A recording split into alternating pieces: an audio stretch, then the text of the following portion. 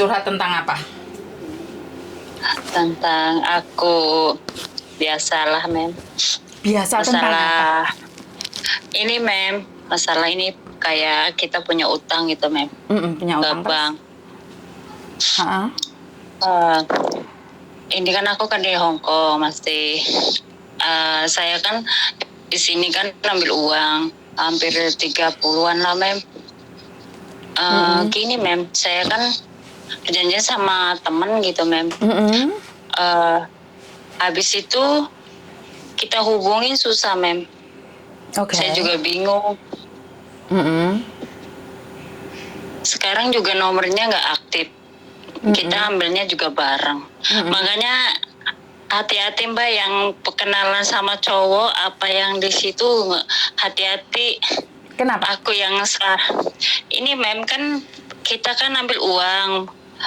Kita bareng, kalau ada setoran katanya ngomongnya ntar sumbang katanya bareng sama-sama.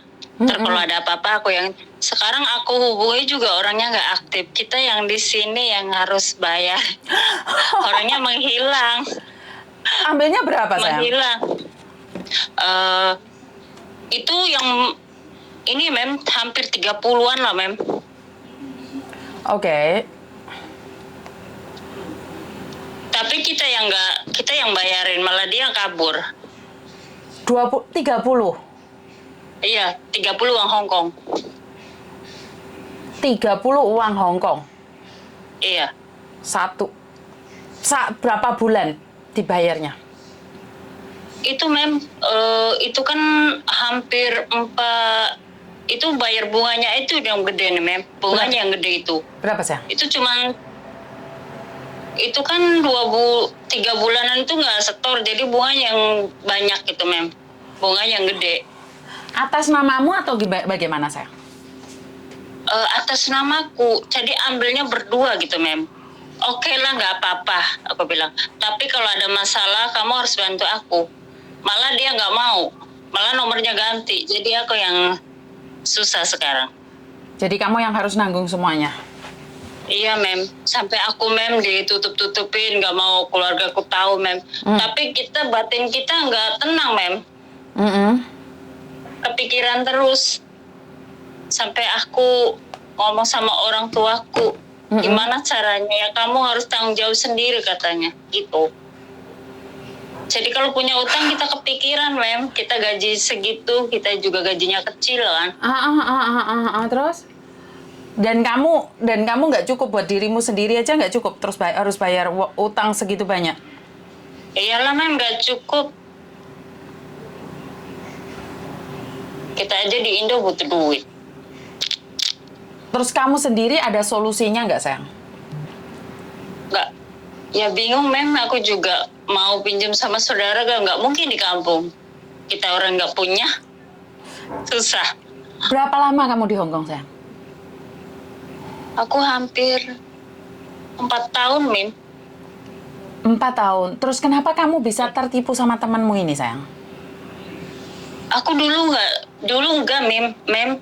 Aku dulu enggak ya, udah bikin rumah, udah ke kontrak 2 kalinya itu Mem. Dulu saya juga takut, cuman kita karena lagi butuh duit kepepet Mem. Jadi juga nggak izin sama orang tua, jadi diemin aja 1 tahun itu aku nggak pernah ngomong orang tuaku. Pas aku ada masalah baru aku pelan-pelan ngomong sama ibuku nangis. Jadi kita juga diproses juga susah, orang yang nggak ada, orang menghindar. Oke. Jadi selama setahun ini, 2 tahun ini kamu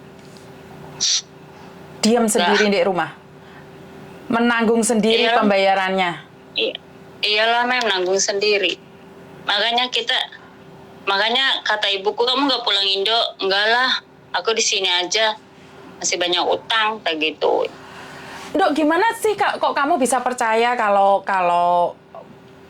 punya utang bareng itu gimana sih? Maksudnya kok bisa kamu terus rela berbagi utang ya, gitu? Ya nggak tahu lah Mem. Kalau udah kirim duit itu Mem, bengong aku Mem. Kayak di mana ya? Kalau udah kirim itu udah kadang bengong. uang kemana? Itu mem kadang 1 minggu itu 3 kali loh mem kirim itu. Kadang kita bengong, kok uang itu gimana? Kadang nggak tahu lah kalau kita udah kena itu, makanya hati-hati yang di Facebook apa kenal cowok kayak gitu. Oh, ceritanya kamu dibohongin cowok terus utang uang itu gitu maksud kamu saya? Iya mem, Oh. orangnya tuh ada mem. Itu Oke. orangnya ada, cuman nggak ada di kampungnya itu, nggak tahu kemana mem. Maksudnya orangnya Nggak ada ada. tapi nggak ada itu gimana sih? Nggak paham saya. Orangnya kabur, nggak ada di rumahnya, nggak tahu kemana. Nggak ada, dicari juga nggak ada. Kamu pernah rumahnya mencari itu di nggak kampungnya? ada. Iya, tahu rumahnya kan, tadi dikasih alamatnya mem. Tapi nggak ada di rumahnya, kabur, nggak tahu kemana. Oh. Ya akunya di sini yang Oh, jadi kamu itu mencintai orang lewat internet, terus habis itu kamu utang bank, dan dia kabur. bareng-bareng deh. Maksudnya kan, nah kalau pinjam bank kan kita kan harus ada itunya lah. Saksi. Harus berdua kan, iya kan, kita alasannya itu siapa gitu kan.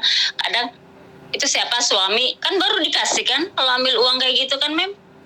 Oh, sebentar. Ini yang saya nggak paham. Jadi kamu utang bank atas nama dia pacarmu, suamimu gitu? Iya, ceritanya gitu mem. Ujung-ujungnya orangnya udah dapat duit malah kabur. Loh, tapi kok bisa hutang di Hong Kong, Dok? Ya kan di Indo kan lagi butuh duit mem. Jadi bareng-bareng gitu mem. Jadi dia butuh duit gitu. Ya udah, nggak apa-apa kalau ada rezeki ntar uang itu bagi aku bilang. Kalau itu dia bohong, itu bohong. Makanya hati-hati kalau kenal sama cowok. Makanya ngeri sekarang, aku juga takut. Wah, Bahaya itu, aku juga gitu mem. Pusing kadang mah dipikir-pikirin. berapa juta kamu utang? Sekali lagi berapa juta? 40 juta atau 40.000 Hong Kong dolar? Itu kan 2 bulan mem. Itu bunganya aja tuh belum itu. Hampir 30-an lah mem. Sebentar, Belum maksudnya kesetorannya. bunganya gimana sih, Dok? Aku nggak dapat. Kamu utang bank di Hong Kong atau utang bank Indonesia? Hong Kong. Cuman aku tinggal pokoknya ambilnya 30 lah. Maksudnya belum kesetoran itu. Pokoknya 20-an lah mem. 20 ke atas. Oke, jadi berapa lama kamu pacaran sama dia?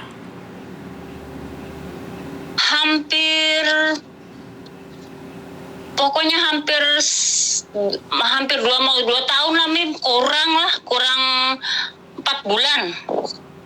Terus sekarang orangnya hilang setelah dapat uang? Menghilang. Orang saya sekarang, aku yang dikejar-kejar, dia menghilang mem. Gak ada kabarnya, gak tahu kemana. Jadi selama ini kamu ditemanin dia, sudah makan belum? Lagi ngapain? Iya, awal-awalnya gitu, manis-manisnya. Terlama-lama kan kalau udah saya nggak punya duit, menghilang, gitu. Kamu orang mana? Cowok yang membohongimu, tetangga sendiri atau bagaimana? Oh, dia kalau ke tempat saya nggak begitu jauh lah, mem. Nggak begitu jauh. Nggak begitu jauh, mem. Tapi kamu pernah tahu dia waktu di Indonesia? Aku udah pernah tahu, tapi udah nggak ada di situ, dia kabur, mem. Udah nggak ada. Soalnya ibuku udah datangin rumahnya, udah nggak ada. Udah hilang. Susah, udah menghilang, nggak ada di kampungnya juga, udah kabur. Aduh, bingung aku. Jadi kayak sedih, kayak galau, kayak kecewa banget. Cari uang susah-susah Iya, dan akhirnya Aku gimana sih? dulu sampai aku nangis-nangis, mem. Sampai aku nangis-nangis, kemana orang. Aku telepon keluarga dia, aku tak telepon. Gimana ini caranya bisa nebusin ini, karena uang aku juga nggak ada, aku bilang. Dia perjanjiannya itu, dia enak, mem. Punya mobil, punya apa, itu uang dari aku. Kirain uang dari mana itu, kadang orang ngomong. Aku lihat di Facebook dia dulu. Pernah lihat aku. Oke, jadi dia berdandan seperti orang kaya, Tapi sebenarnya mereka, dia menikmatin hasil jerih payahmu dengan mengatakan bahwa mencintaimu. Bener nggak? Iya, benar itu mem. Tapi semua palsu. Palsu.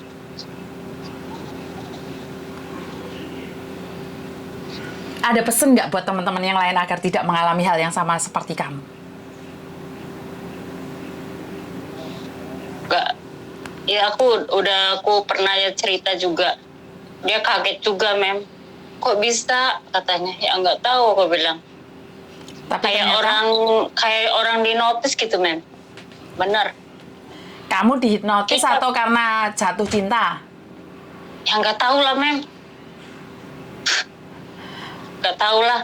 Karena kalau orang jatuh cinta, mungkin kalau hari ini aku ngingatkan kamu, mungkin kamu akan ngelawan. Enggak lah mem, dia mencintaiku. Mungkin seperti itu. Bener nggak? Iya itu mem, bener. Karena itu, Kayak kena gimana? Kalau ini mem, kalau dia nggak telepon, kayaknya aku tuh ingat terus sama orang itu. Jadi kamu benar-benar mencintainya? Iya, kayak orang di apa lah men. Pas uangku udah habis semua, dia menghilang, nggak ada pun. Gue tak telepon nggak aktif. Facebooknya juga beda lagi, makanya aku susah ngutik kemana. Tanya, aku juga nggak tahu nomor saudaranya juga nggak punya. Lah kenapa kamu kasihkan uang semuanya, Dok? Tujuanmu apa kamu ngasih uang ke dia? Ya gitu ya, kita cuma membantu doang gitu. Tapi kan ya kayak gitu kan, kita kan hubungan, gue bilang, kamu kalau mau hubungan saya ada buktinya, kalau nggak ada buktinya ngapain? Iya kan? Nggak ada buktinya. Ngomongnya mau gade sawah apa nggak tahu. Oke, saya kasih, tapi uang itu harus balikin. Kan modal sawah itu kan gede modalnya. Bohong itu, uangnya buat bisnis, enggak, bohong. Aku tanya temannya dari Facebook itu, bohong katanya. Ya udah aku. Gini Mbak, Tapi pertanyaan saya, kamu pernah video callan nggak pakai baju atau seperti apa, pernah nggak? Enggak. Oh, masih untung. Nggak. Masih untung. Karena kamu tahu kan di YouTube sama di Facebook itu selalu banyaknya adalah sudah ngasih uang, masih tubuhnya diperlihatkan kan, sakit di hati. Tapi selagi kamu enggak, dan padahal di YouTube sudah sering kali ya, hati-hati jangan kirim uang, bener nggak? Kamu sudah dengar berkali-kali kan? Tapi ternyata kenapa kamu tidak sadar saat ngelihat YouTube saya tuh? Saya tuh nggak tahu YouTube mem, baru sekarang aku lihat. Aku nggak tahu mem, bener. Oke. Aku nggak tahu. Setelah kamu tahu, menurut kamu seperti apa? Yang cerita itu benar atau settingan menurutmu? Bener lah mem, bener, aku lihat semua. Jadi kamu merasa bahwa apa yang saya katakan dan yang telepon itu adalah orang benar, sama seperti kamu hari ini telepon aku, benar nggak? Iya bener mem.